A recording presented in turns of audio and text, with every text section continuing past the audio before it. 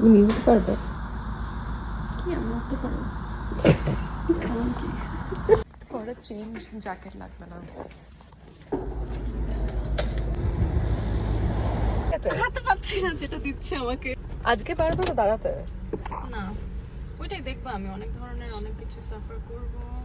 অফিসের কারো গাড়িতে লাগাই না দিলে জুলিয়েটটা লাগাতে পারো।